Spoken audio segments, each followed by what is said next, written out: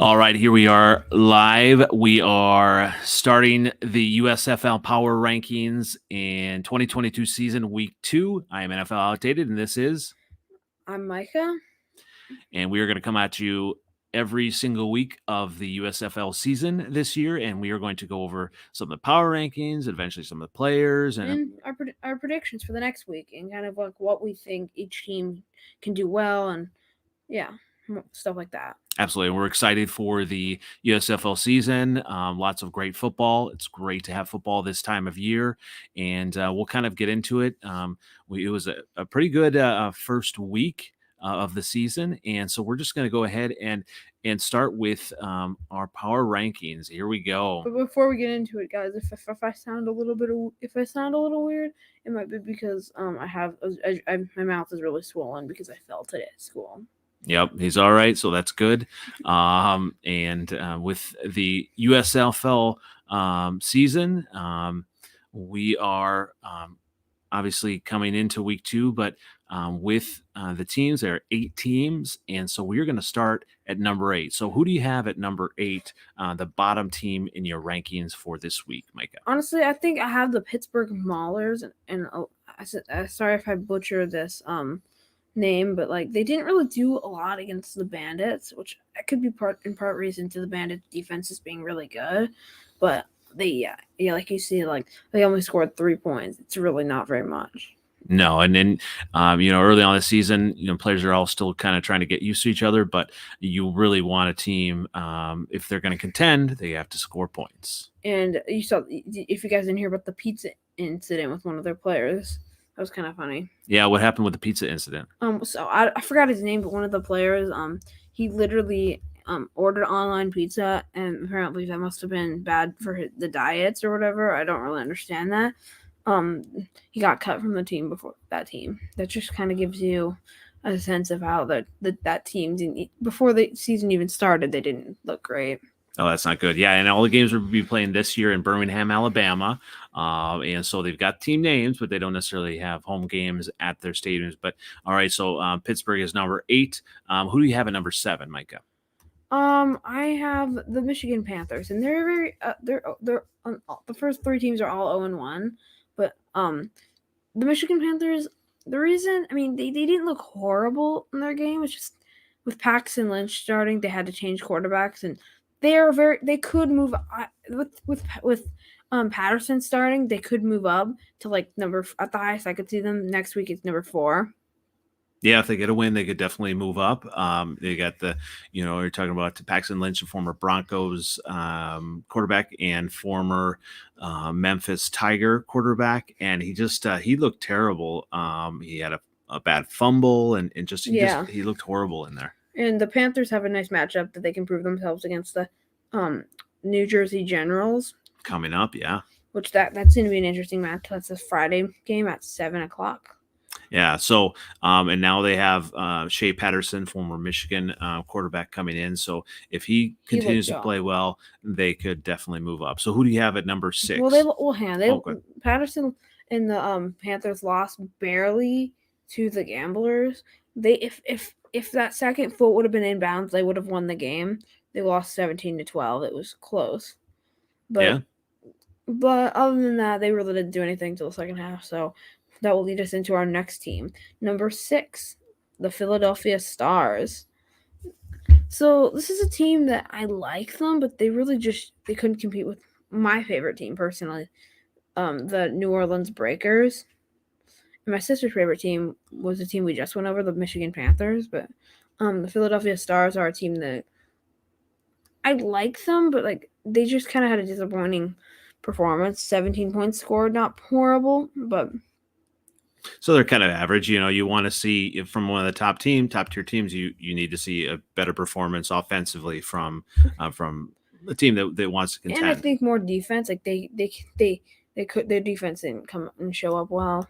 Which honestly, okay. The problem was that New Orleans is just that much better, and Philadelphia struggled in run defense, and quarterback play was a little mediocre, but other than that, they didn't play that bad. Great points there. All right. So now, who do you have at number 5 this week? I have his favorite team, the Houston Gamblers. Houston Gamblers all the way. And if any of you guys are like, wait, what? They're 1-0, and how are the Generals higher than the Houston Gamblers? The Gamblers have a better record. Okay, guys, listen to this. So I'm taking them because they just didn't look great. I think that they're the worst in their division, and their division is pretty good. But the Gamblers really had a pretty bad performance. Like, they won their game, but like 17 points scored. That's not very many, and they almost fell apart because they almost fell apart to the Tigers. Or not, Panthers, sorry. Yeah, I missaid that. I'm just not used to the league. So they got a W, but you want to see a little bit better performance out of a team. Even in a win, you want to make sure that they're scoring points, and when they're up, that they're not going to let a bad team back in to the game. They're going to really put them away early and not allow any type of comeback. Yeah, and I really think that their defense their quarterback play was not great, but their defense was the only reason they pretty much won that game. Those sacks at the end of the game saved them. They could have lost on a touchdown at the end, but they got lucky. Yeah, so in this 10-game season for the USFL this year, there's a lot of time to kind of hopefully, get their quarterback play, get the offensive, and get back into the top tier and gel together. But it can go pretty quick. So who do you have for number 4? I have an 0-1 team, the New Jersey Generals. Okay, they narrowly lost on Saturday night to the Stallions. The Generals played really well. I like them. They have some great players. They just overall they have a lot of good receivers, and it was a close game all the way to the end. I don't have too much to say about them, but the Generals best in their division already. If you're playing them, watch out. That's why next week again the Generals playing the Panthers hopefully will be a good game. Oh, and that could even knock the Panthers further down as well. It depends how the Panthers play because I like the Generals, or one of my teams I like, but we'll check more on them. They're kind of hard to tell because they didn't do much wrong, but at the same time they still lost, and a loss is still a loss when you lose. It is. 24 points is good, but yeah, you want to get the win, especially against the home team for the bubble for this, the Birmingham Stallions. And where do you have them? The Birmingham Stallions are the next team. Actually, they're third ranked. They won their game, and they have a lot of good jump ball receivers. They won the game because of those wide receivers. Early in the game, you saw that whenever their quarterback throws it up, whoever the quarterback may be, but when he throws it up, they got some great receivers that are reliable and will jump for the ball and usually catch it. It's a really good thing to see in teams, and I like it. It makes the game more electrifying in different ways. What do you think about the Stallions? Yeah, and obviously they're clutch, and they got the W, 28 points, and that's going to be important to them. And when you look at the wide receivers, they can really make quarterbacks look good, even if the quarterbacks aren't all that good. And so that's going to be very important going forward in the season. So in this case, they won the game because the quarterback scrambled for a touchdown right at the end of the game. Like their quarterback's pretty mobile, and I think I like him. He's a pretty good he's a fun quarterback to What's his name? I don't remember. Yeah. Oh, I can look that up, but I don't remember his name. Yeah, so now we've got 8 through 3, and when you look at the USFL season, 10 weeks. This will be interesting with the 8 teams. I think that's Jamar Smith. Jamar Smith, yeah, okay, yeah, and so he was Player of the Week, offensive for USFL for Week 1. So, in that type of clutch performance will do it. Yeah, and I honestly really think that and for Defensive Player of the Week from our next team, the New Orleans Breakers, Davin Bellamy. And he was actually one of the, I believe, one of the first selected in the draft because of his, how good he is. So that's really paying off in week 1 to have him be the defensive player of the week. Yeah, he went off this past week. Like he's a big reason the Stars didn't pull out the W. Because the Breakers, they're my favorite team. I really like them. Their defense is pretty much like I said, their defense pretty much is their offense. They had a pick 6 in that game, and honestly, this week I'm looking forward to the matchup against Tampa Bay, which that should be a good one. That will lead us into our next team, Tampa Bay Bandits, number 1, which they have 17 points scored, which that's not very many, but when you think about it, they did end up sitting some of their starters in the second half because they were up 17-3 at the half, and that was the score at the end of the game. Like didn't change very much. Yeah, I mean it's going to be interesting to see the matchup between the Tampa Bay and New Orleans Breakers. 17 points is not a lot for your number 1. So it'll be interesting to see if they look more dominant in week 2 and pull out the W, or if New Orleans will sneak into that number 1 spot for next week. So we're gonna go over the week 2 matchups and our predictions. All right, so week 2 matchups. The first one is the Michigan Panthers versus the New Jersey Generals. Yes. So the Michigan Panthers and the New Jersey Generals, I typically am not one to make score predictions, but Michigan Panthers, New Jersey Generals. In this game, this is one that I like, but I'm picking the Generals to win 20-17. And I'm actually going to go with the Michigan Panthers. I'm, thinking that, Shea Patterson, I think they're going to, turn the tide there, and I think he's going to do well. Okay, that will take us to our next game, the Pittsburgh Maulers versus the Philadelphia Stars. Who do you got in that one, Micah? I'm predicting a score of 20-6. I'm picking the Stars. I don't trust Pittsburgh.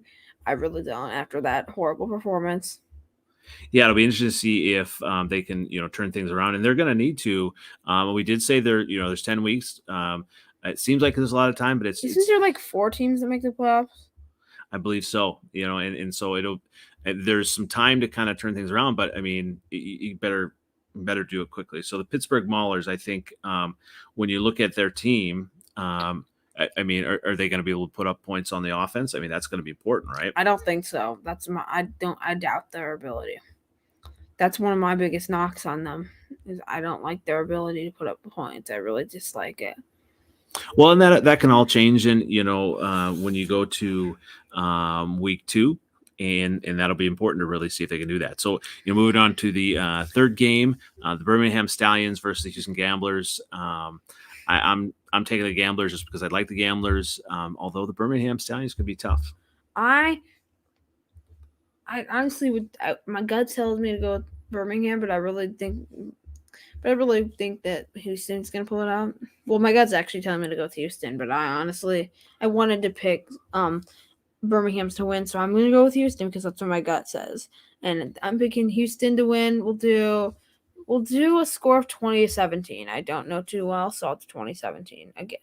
Actually, no. We'll do 27-24. 27-24. Yeah, I think that's a better option. I also like the Gamblers in this one. I think they are going to, come through this week with the W. Okay, our next game, our final game, New Orleans Breakers versus Tampa Bay Bandits.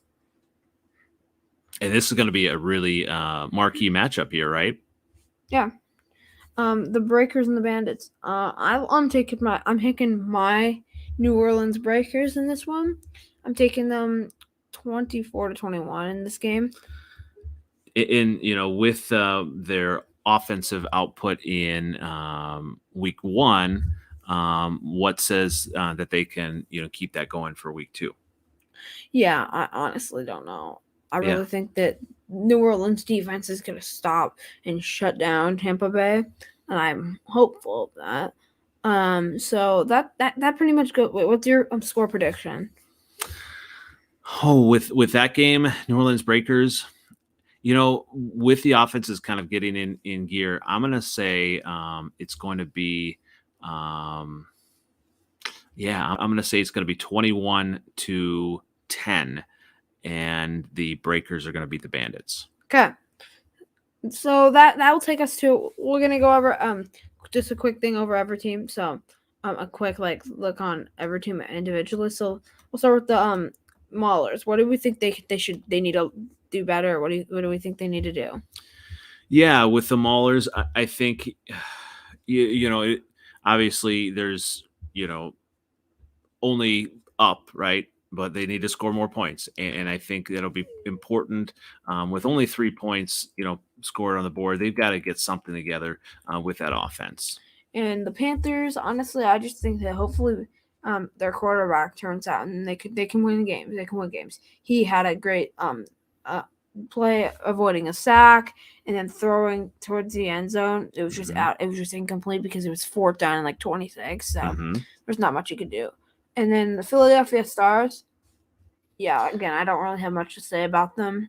I just think that they need to get together. I mean, they didn't play that bad. I really don't think they did. Well, so there's a lot of potential there. I mean, 17 points scored. I mean, there's some potential, and they're in that lower tier, but there's still an opportunity to kind of move up. Yeah, and 5 at the Gamblers, I think that they just need to get a great offense because their defense can't do all the work. They can't, because once they get a better offensive, I think this week they're playing the Stallions, who are a better offensive team, one of the better offensive teams, and the Generals. I mean, they scored a lot of points, so that's a good sign. The Generals did score a lot of points. So they've got top tier written all over them. If they can come out with a W, everything can really flip. Week 1 is important to get off on the right foot, but once you get gelling, things can really flip quickly. And if some of these teams get on a run, they could really move up your rankings pretty quickly. And the Birmingham Stallions, 3rd. I like their jump ball receivers. They're a team that I like. They're one of my favorite teams to watch. That'll get us to the New Orleans Breakers. Their defense is number 1 in the NFL. It's pretty obvious. Yeah, and as you say, the defense is their offense, and in any football league, I think they can be important. Turning the ball over and field position, all of that. I mean, that can really spark an offense and spark a team, and that's really important to get the win. And to the Bandits, they just need to score more points. I honestly put them at number 1 because they look the best.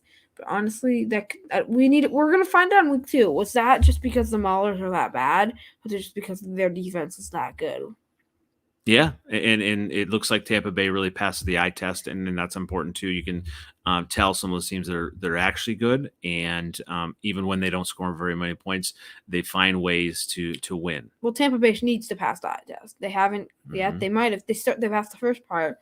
We'll see if they're good. Well, this has been a fantastic week 1 review and rankings, power rankings. So we look forward to next week and seeing where the teams end up. Yep. Well, this is Andy, NFL Outdated, and this is Micah, and we'll see you next week.